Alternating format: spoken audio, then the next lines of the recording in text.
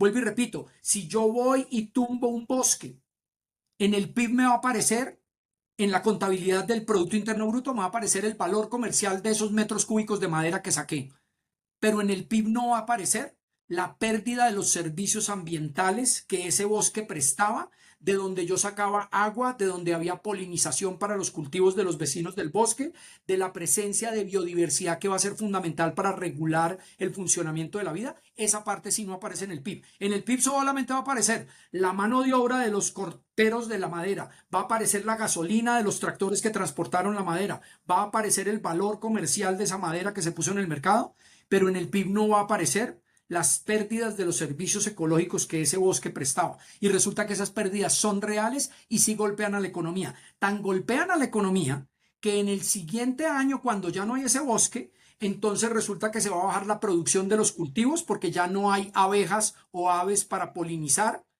Resulta que se va a bajar la economía porque ya no va a haber una fuente de agua más cercana de donde se sacaba el agua para el acueducto, y entonces ahora el alcalde tiene que contratar una tubería de varios kilómetros mucho más lejos para poder traer el agua de otro lado, y entonces va a haber costos ambientales de esa degradación que no apareció en la contabilidad del... Hola, antes de pasar con esta nueva entrega de conversaciones de poder ambiental, quiero aprovechar para recordarte que Poder Ambiental es un espacio que busca cada vez hablar más y mejor de medio ambiente. Y para lograr eso necesito que me ayudes con una cosa, y es que nos sigas en nuestras redes sociales. Nos puedes encontrar en TikTok y en Instagram como poder.ambiental, y nos puedes encontrar en YouTube y en Spotify como Poder Ambiental. Si nos sigues, es más fácil que cada vez tengamos mejores invitados para tener mejores conversaciones. Recuerda, lo ambiental es poderoso y lo ambiental es político. Muy buenas tardes a la gente de Poder Ambiental. El día de hoy estoy muy emocionado porque estamos con el doctor Juan Camilo Cárdenas. El doctor Cárdenas es un estudioso del tema ambiental desde el tema de la economía, que es algo que nos obsesiona aquí en Poder Ambiental. Muy brevemente, el doctor Cárdenas es economista de la Universidad Javeriana de Colombia y tiene un doctorado en economía de los recursos de la Universidad de Massachusetts Amherst. Ha sido profesor asociado de la Universidad Javeriana, profesor visitante de la Universidad de Harvard, fue decano de la Facultad de Economía de la Universidad de los Andes, de donde actualmente es profesor titular, y actualmente también es profesor del departamento de la Universidad de Massachusetts. Doctor Cárdenas, buenas tardes y bienvenido a Poder Ambiental. Buenas tardes, Juan Pablo. Muchas gracias por invitarme a esta conversación sobre estos temas tan relevantes, pertinentes y además urgentes en estos tiempos en que estamos. Aquí estoy para que desarrollemos esta conversación con usted y en este espacio de poder ambiental. Super, Doc, muchas gracias. Empecemos entonces por la primera pregunta que tiene mucho que ver con su área principal de investigación, y es que por favor nos explique qué es la acción colectiva y cómo se relaciona con el medio ambiente. Ujú. Claro que sí. Comencemos por una definición muy sencilla y muy básica de lo que es el problema de la acción colectiva. El problema de la acción colectiva es cuando tenemos una situación en la que se enfrentan, se confrontan, entran en conflicto intereses individuales e intereses colectivos. A ello me refiero cuando pensamos en una situación en que una acción puede ir en beneficio del individuo, pero puede ser en detrimento del grupo, pero la suma de acciones individuales de los miembros de ese grupo podría llevar a una situación que colectivamente es mejor para todos. En ese sentido, la acción colectiva es esa necesidad de coordinar, de alinear esos intereses individuales de manera que en la acción individual sumada con la de los demás del grupo se logre un efecto colectivo que sea superior a todos e individualmente para los miembros del grupo. Eso, digamos, como definición general de acción colectiva, y es ese conflicto entre los intereses individuales y los intereses grupales.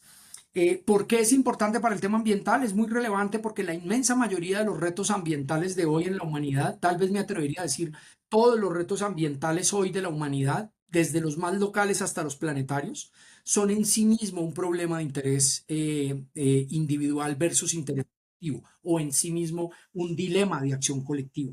Es un dilema de acción colectiva el hecho de que una pequeña comunidad tenga que cuidar un recurso pesquero. Ahí me estoy refiriendo a que puede existir una ribera de un río, una zona costera en el mar y demás, en donde hay un grupo de individuos que dependen de la extracción de esos pescados en esa zona, y que individualmente cada uno se beneficiaría de extraer más, pero si todos terminan tomando una acción de extraer más, todos terminan perdiendo al final, porque van a tener en sí mismos un dilema de acción colectiva, dado que en esa situación todos terminan sobreexplotando y agotando ese recurso. Pero eso es en una escala local. Me voy a ir hasta la escala mayor, superior en este momento, que es la de la crisis planetaria, y en particular la que está relacionada con el cambio climático. Cada uno de los países del mundo se puede beneficiar económicamente de una dinámica económica basada en la extracción, explotación, aprovechamiento de los combustibles fósiles, pero la suma total de esa extracción y explotación y aprovechamiento de los combustibles fósiles, que es esencial para la dinamización de muchos sectores de la economía, que puede ser beneficioso para cada uno de los países. Cuando sumamos el total de emisiones de todos los países y agregamos esto a nivel planetario, tenemos una crisis climática como la que estamos viviendo, en la que todos los países terminan perdiendo. Y por eso hoy tenemos a las grandes aseguradoras del mundo y al sector financiero entrando en pánico en qué van a hacer con el incremento de los eventos extremos que han tenido que asegurar, y cuyos costos que ahora tenían que pagar por razón de estos eventos extremos cada vez más frecuentes, pues va a tener un impacto muy grande, incluso en el sector financiero, para hablar de una dimensión de muchas más posibles, porque obviamente está la dimensión humana, la dimensión social, la dimensión de salud pública, de infraestructura y demás, que están asociadas a ese problema de acción colectiva, que es el de la generación de emisiones de dióxido de carbono en la atmósfera, que, de nuevo repito, desde la perspectiva del interés individual beneficia a los países, pero desde la perspectiva del grupo como tal de todos los países en el planeta, todos terminamos perdiendo por razón de esa actividad individual de emisiones de CO2. Entonces, simplemente resumo con el hecho de que todos los eventos, todas las situaciones ambientales, por locales o globales, involucran en sí mismo un problema de acción colectiva. Y la razón fundamental por qué lo involucra es por lo que yo llamaría el problema de los espacios compartidos. Y es que la atmósfera, o una zona pesquera, o un bosque, o un espacio de aire, o un espacio público, es en sí mismo un espacio compartido sobre el cual no existe una asignación de derechos individuales de propiedad, y la interdependencia entre vecinos que comparten ese espacio, pues pueden compartir los beneficios de cuidarlo o compartir los daños de no cuidarlo. Y ahí es donde el tema ambiental es muy, muy importante. Y ya di algunos ejemplos desde lo local con este tema de la pesca, o el global con el tema del cambio climático, pero voy a aterrizar esto a un nuevo ejemplo que creo que es bien interesante, y es esta crisis sobre el tema del agua en Bogotá, porque aquí hay un problema de acción colectiva total. En el caso de Bogotá, individualmente es costoso gastar menos agua, es costoso ducharnos más cortico, es costoso no utilizar agua para regar nuestros jardines o lavar el carro. Eso es costoso personalmente, se requiere un esfuerzo extra individual el hacer ese intento del ahorro de agua. Pero sumados todos los comportamientos individuales de todos los bogotanos, y si todos los hogares hiciéramos esos pequeñitos esfuerzos y los sumáramos, podríamos hoy beneficiarnos de que el sistema de provisión de agua potable de la ciudad volviera a recuperar su capacidad para proveer agua para todos, y no tener que tener los racionamientos que estamos teniendo. Ahí hay un problema de acción colectiva en nivel de ciudad. Pero ojo, porque le voy a agregar una escala regional y una escala mundial, una escala nacional e incluso una escala mundial. Nosotros dependemos en Bogotá de que llegue agua al páramo de Chingaza. Y para que llegue agua al páramo de Chingaza, tenemos que entre todos ponernos de acuerdo en conservar los páramos, o el páramo Suramapaz para el caso de otras regiones. Pero eso también depende de que nos pongamos de acuerdo con la Amazonía y la Orinoquía, porque resulta que el agua que llega al páramo de Sumapaz, el agua que llega al páramo de Chingaza depende de los ríos voladores que se alimentan de agua en la Amazonía. Y resulta que la Amazonía no es solo colombiana, sino también brasilera. Entonces la acción colectiva se necesita o entre los bogotanos para consumir más agua, o entre Bogotá y sus regiones aledañas, o entre Bogotá y la Amazonía colombiana, o entre Bogotá y el resto de los países amazónicos, para que a través de la acción colectiva podamos tener unos ríos voladores que nos traigan el agua que necesitamos en las zonas andinas. Y ese tal vez es el ejemplo más crítico contemporáneo que tenemos de acción colectiva desde lo muy local hasta lo internacional. Doc, y una pregunta, digamos que la acción colectiva entonces tiene implícito un ejercicio de negociación constante entre actores, pero entonces, digamos, los elementos con los que, a ver, hay canales de negociación y como señales de negociación. Entonces aquí me gustaría, como decía usted, incluir la variable económica dentro del ejercicio, es decir, cómo dentro de la negociación que tienen los actores registran la importancia de lo ambiental desde lo económico, que es el sistema a través del que nosotros generalmente Claro. interpretamos la importancia. Es decir, la pregunta es cómo registra el sistema económico la importancia de lo ambiental. Sí, ese es muy importante para esos mecanismos de negociación, obviamente porque nos permite una métrica común a todos los actores, una métrica común en términos de mirar los beneficios y los costos de esas acciones colectivas o de la ausencia de las acciones colectivas.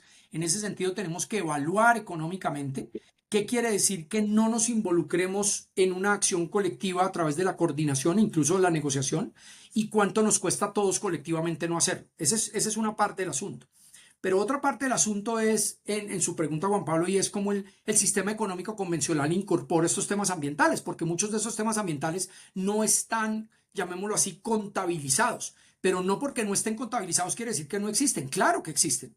Entonces, por ejemplo, las empresas que producen daños ambientales pueden o no tener en su contabilidad de su empresa, en su PIG, en su contabilidad de costos y beneficios privados como empresa, pueden tener o no la incorporación de este tipo de efectos sobre terceros.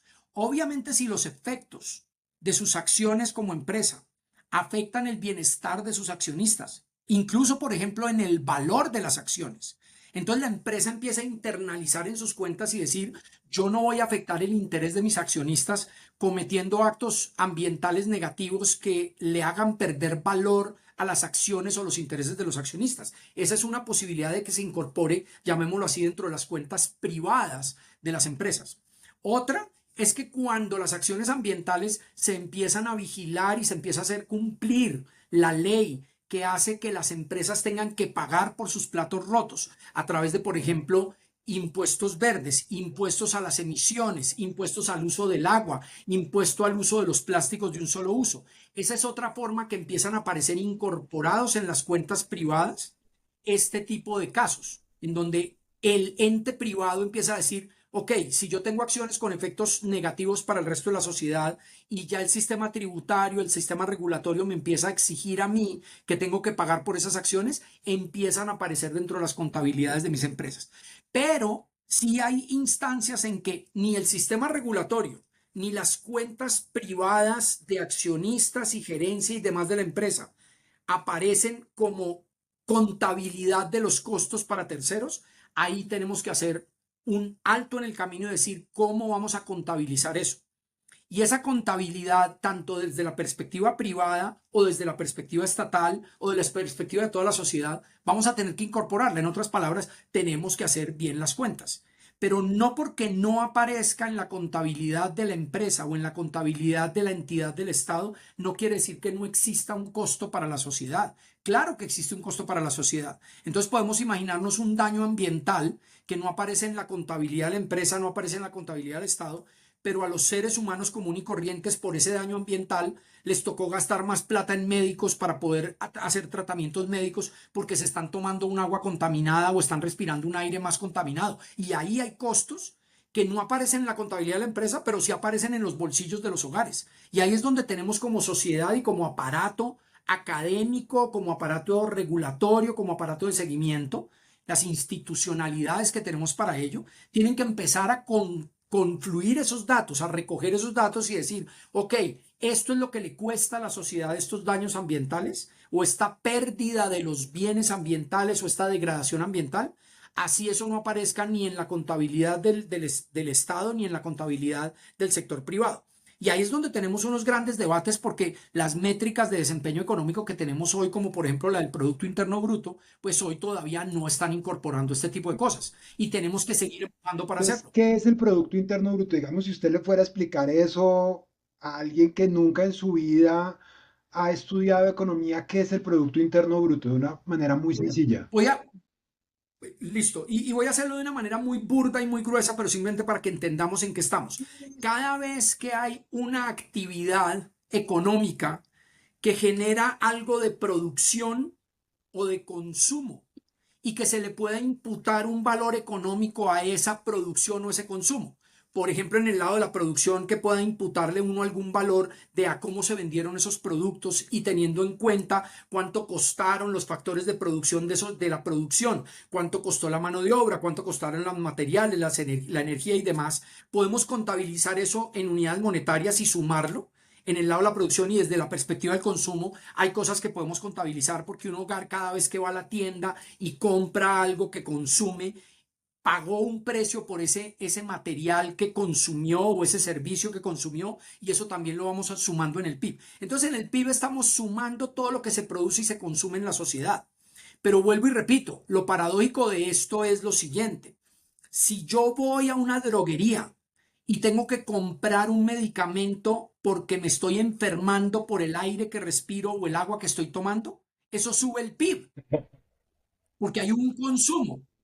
Pero el daño ambiental asociado a la causa que me generó ese daño de estómago o ese problema respiratorio y la pérdida para la sociedad de eso, ese no se está contabilizando en el PIB. Y entonces por eso el PIB, ese Producto Interno Bruto, tiene que enriquecerse aún más con mediciones adicionales de cuánto pierde la sociedad por esa actividad o de producción o consumo, pero que no está internalizada en la contabilidad del Estado o en la contabilidad de las empresas. Y ahí es donde se nos queda corta esa medida del PIB. Vuelvo y repito, si yo voy y tumbo un bosque, en el PIB me va a aparecer, en la contabilidad del Producto Interno Bruto me va a aparecer el valor comercial de esos metros cúbicos de madera que saqué, pero en el PIB no va a aparecer la pérdida de los servicios ambientales que ese bosque prestaba, de donde yo sacaba agua, de donde había polinización para los cultivos de los vecinos del bosque, de la presencia de biodiversidad que va a ser fundamental para regular el funcionamiento de la vida.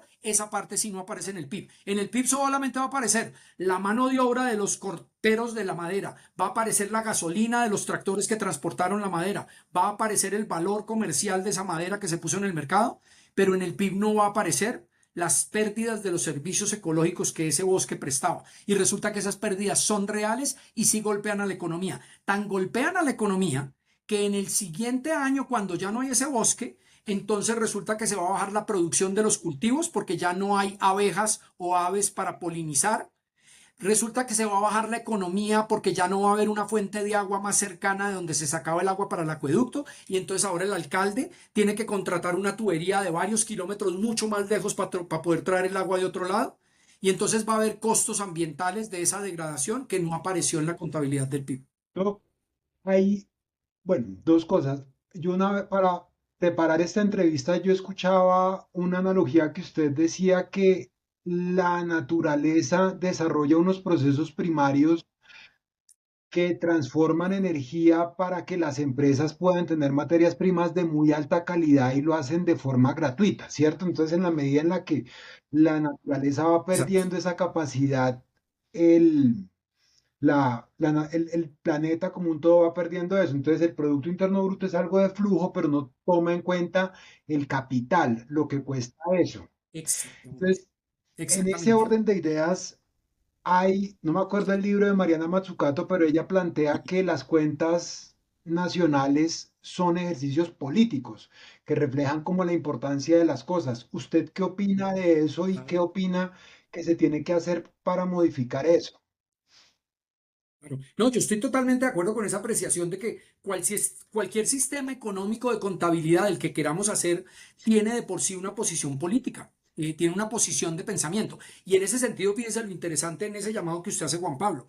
Si el PIB está basado es en el flujo de la producción y el consumo, en el sentido de que lo que importa es que fluyan las actividades económicas que no estoy negando que sean buenas para la sociedad. Claro que es bueno consumir, es buenísimo consumir educación, consumir servicios de salud, consumir servicios de disfrute, consumir comida, tener techo. Claro que eso es bueno para el bienestar. Y claro que es bueno producir, porque es bueno producir dado que eso genera empleo, eso paga impuestos y con esos impuestos financiamos los bienes públicos. Producir y consumir es bueno. Pero el pequeño detalle de ese llamado que yo hago es que si en la contabilidad solo pensamos en los flujos y no en el stock de capital que genera los flujos, entonces estamos cojos. Entonces le doy el ejemplo de la cuenta de ahorros. Entonces, una tía abuela suya, Juan Pablo, le hereda un capital, ¿cierto? Y el capital puede ser una cuentica de ahorros con unos rendimientos. Y usted empieza a usar los rendimientos para gastárselos, para darse gustos, porque era una cosa con la que usted no contaba, y esos ahorros de su tía abuela le empiezan a dar unos intereses anuales y usted se usa esos intereses, pero usted cuida su capital. ¿Qué quiere decir que usted cuide su capital? Primero que por la inflación no pierda valor, porque los mismos 100 pesos ahorrados hoy no son los mismos 100 dentro de un año, cuando si la inflación va a estar en un 6%, usted debería por lo menos cuidar sus 100 para que sean 106 y ahí sí se come los rendimientos. Pero si usted se empieza a comer más que los rendimientos, la cuentica de ahorro se le va bajando, se le va bajando, se le va bajando y entonces cada vez le da menos intereses, ¿cierto? Otro ejemplo, su tía abuela le heredó no una plata, sino una casa, un apartamento. Y ese apartamento usted no lo usa para vivir, pero usted dice, oiga, qué bueno, lo voy a poner en arriendo y yo voy a tener una platica mensual que me va a mandar después de pagar mis impuestos y pagar la cuota de administración y eso. Y ese arriendito mensual es una renta adicional para mí. Pero ¿qué pasa, Juan Pablo, si usted se olvida de ese apartamento y al apartamento se le reventaron las tuberías, usted no lo pinta, empieza a deteriorarse, usted no va a la asamblea de propietarios y el apartamento se empieza a degradar? Resulta que al siguiente año le cuesta trabajo arrendarlo. Después al siguiente año le cuesta un montón de trabajo. Si usted no lo cuida ese capital, no le va a permitir dar esa rentica mensual del arriendo de eso que le recibió. Entonces ahora devolvámonos al tema ambiental y pensemos que nuestra tía abuela sea algo que llamamos la creación, la naturaleza, la evolución, 4.5 billones de años de resultado de la naturaleza, que nos dio de regalo la casa común, de la que hablaba Laudato Si el Papa Francisco. Esa casa común nos la dieron. Y es ese planeta con todo su capital natural, que si no lo cuidamos cada vez nos va a dar menos rendimientos. Y el problema de no cuidarlo quiere decir que si hacemos mucha producción y consumo, o sea, muchos flujos de producción y consumo, y no cuidamos el stock de capital, o sea, esa platica en la cuenta corriente o ese apartamentico que heredó y que hay que mantenerlo bien cuidadito, con los pisos buenos, bien pintado y la cocina funcionando y todas las cosas andando, si no hacemos eso con el planeta, cada vez va a ser más restringida la posibilidad que el planeta nos preste ese montón de servicios que nos da día a día.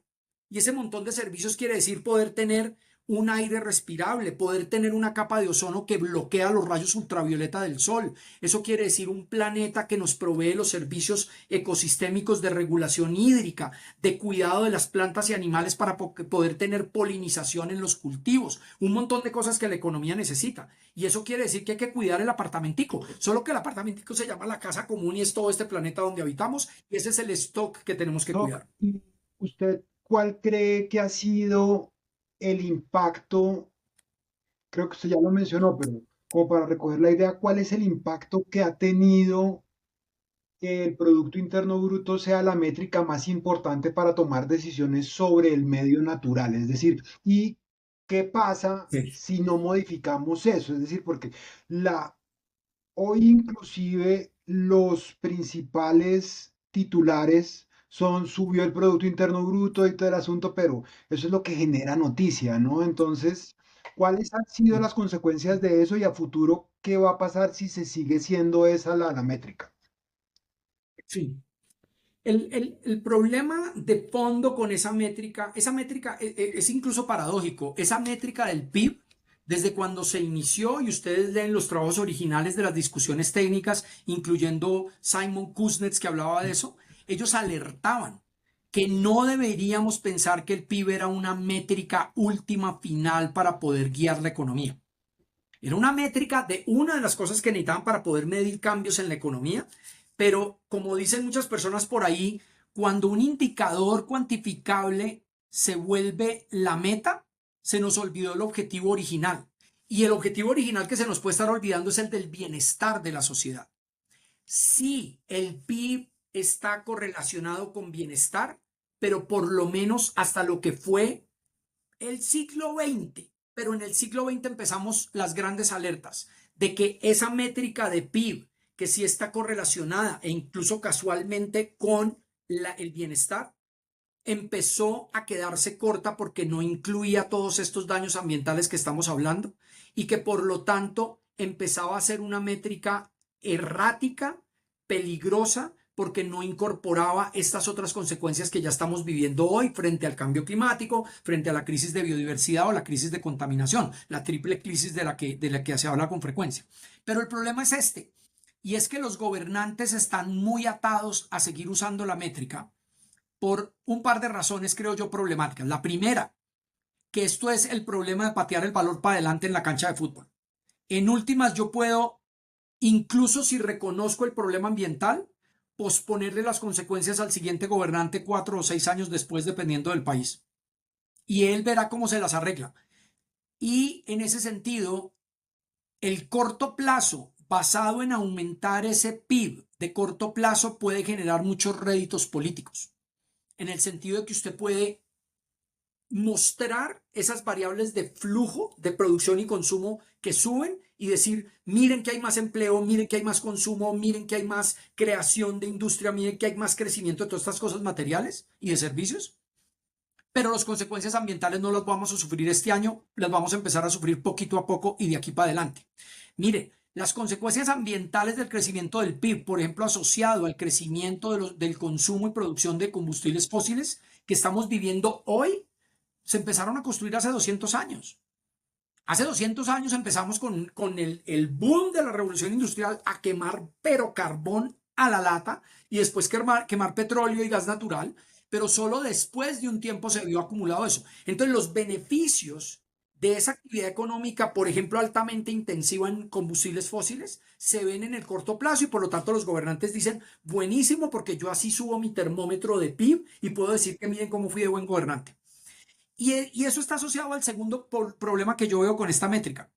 Yo no veo a ningún gobernante hoy dándose la pela de decir, ok, voy a cambiar la metodología de medir el PIB de mi país y voy a pasar a la historia como el gobernante en cuyo periodo el PIB no creció tanto o creció negativamente porque hice bien las cuentas. ¿Qué gobernante se la va a jugar a mostrar en sus 4 años que por hacer bien las cuentas, entonces va a hacer lo debido, que es corregir la métrica, pero pasar a la historia como el gobernante que no hizo crecer la economía, porque estamos en este modelo mental de que todo el mundo debería hacer crecer la economía? Entonces es un poco como el termómetro con la fiebre. Entonces usted tiene un termómetro en su casa y le mide la fiebre a sus niños y el termómetro está dañado y empieza a medir mal y usted empieza a darse cuenta que el termómetro está mal, pero usted sigue midiendo con el mismo termómetro porque usted dice, si cambio el termómetro, de pronto puedo entrar en una crisis familiar, pero yo prefiero posponer y posponer a punta de aspirina para que la vaina no se corrija a lo de fondo, simplemente porque no quiero cambiar el termómetro porque estoy tan atrapado en este termómetro que necesito seguir midiendo la temperatura con este termómetro que está ¿No? Y equivocado. ahí, digamos, entendiendo que ese lapo político puede ser bastante complicado, digamos que el marco de las cuentas nacionales podría dar como un poco de amplitud alrededor de algo de que no sea necesariamente modificar el Producto Interno Bruto, pero probablemente generar unas métricas paralelas que no castiguen, sino que, es decir, puede haber un ejercicio técnico que sea desarrollado por las cuentas nacionales, pero que sea amplificado desde la comunicación para que la gente lo tenga cada vez más presente. ¿Cómo entiende usted como esa dicotomía que se tiene que jugar? Claro, claro que sí, Juan Pablo, y le voy a contar un par de anécdotas incluso curiosas con eso. En los años 90, comienzos de los 90, yo estaba regresando al país de terminar mi maestría en economía ambiental y en el país éramos muy pocas personas que nos habíamos formado en economía ambiental, muy poquitas personas. Y en la Contraloría General de la República nos contrataron a un grupo de profesores, incluyendo Guillermo Rudas, Carlos Fonseca y yo, que estábamos trabajando en estos temas, Néstor Ortiz, había un grupo de gente que en la Contraloría trabajamos en un curso para mejorar las cuentas nacionales basado en los mejores estimadores de economía ambiental. Ojo que le estoy hablando de 40 años, por lo menos 30, 40 años de cuando esto ya se estaba empezando a hablar en los ámbitos académicos y técnicos. Y la Contraloría General de la República estaba interesada en eso. Había ya algunas directrices legales que decían el DANE tiene que trabajar en esto. Ya había algunos intentos del sistema de estadísticas de Naciones Unidas que decían aquí están las metodologías. Ya empezaron en los 90 ya había manuales de Naciones Unidas de cómo corregir las cuentas nacionales para incorporar los costos ambientales y los costos de depreciación del capital natural. Pero por estos problemas políticos que le estoy diciendo, era patear el balón para adelante y que el siguiente gobierno lo haga y que el siguiente lo haga y que el siguiente lo haga. Pero voy a darle también el beneficio de la buena intención al DANE.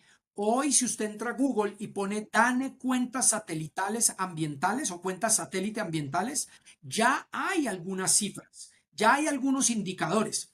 Ahora, este no es el escenario ideal, porque no es decir, vamos a calcular el PIB de cuánto creció y después le vamos a descontar el daño ambiental o le vamos a descontar la depreciación del capital natural, sino que es más bien, dejemos el PIB midiéndolo igualitico y por acá, por este lado, ya con otra métrica, empecemos a hacer otras cuentas satélite, que son cuentas más de estilo físico.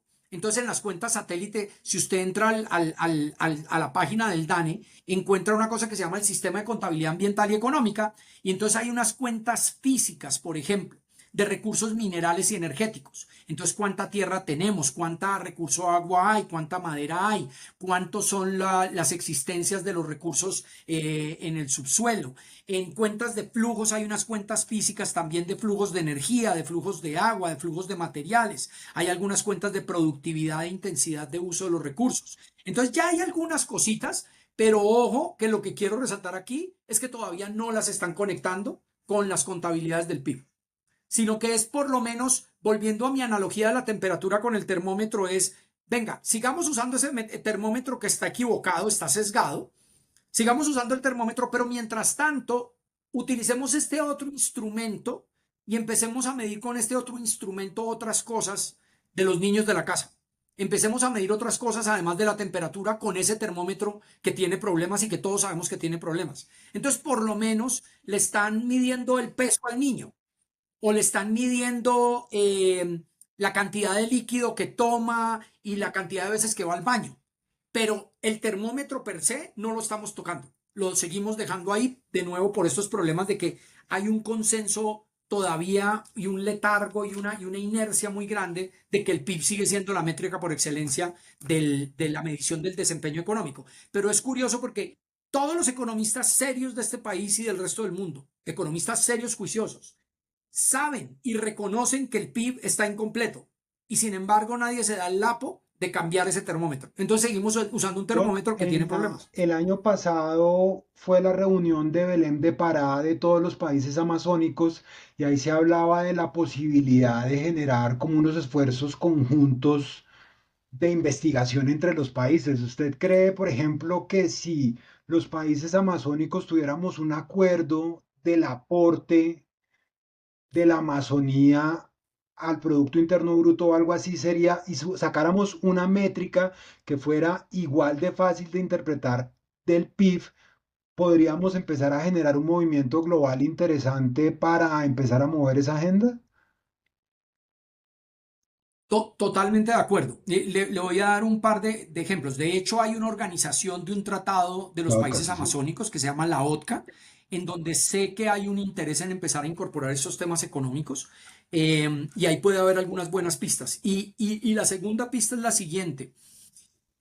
Los países amazónicos, y ahí es donde viene el problema de acción colectiva que fue por donde comenzamos a conversar, tienen un problema de acción colectiva, pero podría perfectamente aplicarse. Y es el que conjuntamente, por lo menos esos 8 países esenciales de la cuenca amazónica, esos 8 países, se sentaran e hicieran una buena contabilidad de cuánto se beneficia el resto del mundo de la conservación de la Amazonía, podrían, por un lado, estimar incluso monetariamente esos flujos de servicios y ese valor de ese capital natural, primer punto. Pero segundo punto, para ser todavía más prácticos, ir a negociar colectivamente, en conjunto, el tema de la deuda externa, que es uno de los temas que yo he insistido desde hace un tiempo. Antes incluso que este gobierno y el presidente Petro empezara a decirlo, y estoy totalmente de acuerdo con él, es una de las estrategias que deberíamos buscar, y es el de renegociar los temas de la deuda externa contra la protección ambiental. Es que esos países amazónicos juntos podrían ir a negociar con sus acreedores este tipo de alivios de deuda. Entonces, ojo, hoy Colombia, el servicio a la deuda externa que paga es inmenso, es un montononón de plata, y la negociación es muy sencilla. Usted va donde los acreedores y los acreedores dicen, ok, yo como acreedor, a mí me deben una platica por este plata que le presté a estos países. Yo tengo por otro lado unos compromisos de reducción de emisiones de CO2. Y yo sé que es mucho más barato, porque es cierto, es mucho más barato reducir emisiones frenando la deforestación que poniéndome a otro tipo de ingenierías y geoingenierías que son costosísimas. Entonces yo le podría decir a esos países que tienen esas formas más baratas de reducir emisiones, oigan, usted me dé una platica, hagamos una cosa, no me pague tanta plata, use esa plata allá adentro en su Amazonía, inviertan en la protección para el control de la deforestación y yo le hago un pequeño alivio a la deuda y usted me certifica tantas toneladas de carbono que se dejaron de emitir gracias a sus acciones ambientales, gracias a que yo le di un respirito a su pago de la deuda externa. Esa negociación la podrían hacer los países amazónicos. De hecho, con un grupo de colegas economistas hace poco hicimos un documento aludiendo a la canción de los Beatles Sí, yo lo leí. Con la ayuda de los Buenísimo, amigos, sí. y ese paper es precisamente sobre eso, cómo se pueden generar coaliciones para renegociar deuda Claro, externa porque ese contra sería acción un climática. ejercicio de acción colectiva global con la información completa. Exacto. Y ya cada vez tenemos mejor información sobre los servicios ecosistémicos de la Amazonía. Nosotros ya sabemos cuánto produce la Amazonía en términos de regulación hídrica, regulación climática, generación de servicios por la biodiversidad que contiene. O sea, sobre eso ya hay mucha mejor ciencia hoy para poder estimar esos flujos. Ya sabemos cuánto se puede capturar por parte del bosque, cuánto se puede capturar de carbono por regeneración o resiembra o restauración ecológica. Sobre eso hay mucha mejor ciencia Súper. hoy sobre la cual Doc, trabajar. aquí en Poder Ambiental tenemos una tradición y es que a todos los invitados e invitadas les hacemos la misma pregunta. Para usted, ¿qué es poder y para usted, qué es política? Eh, esa es una pregunta complicada por lo amplia, pero digamos que poder yo lo definiría usando una definición incluso del libro de texto con el que yo trabajo en mis clases de economía, que es con el que yo enseño y del que hago parte, que es un proyecto que se llama Core la Economía, que es un libro abierto, gratuito, que se puede conseguir en cualquier navegador.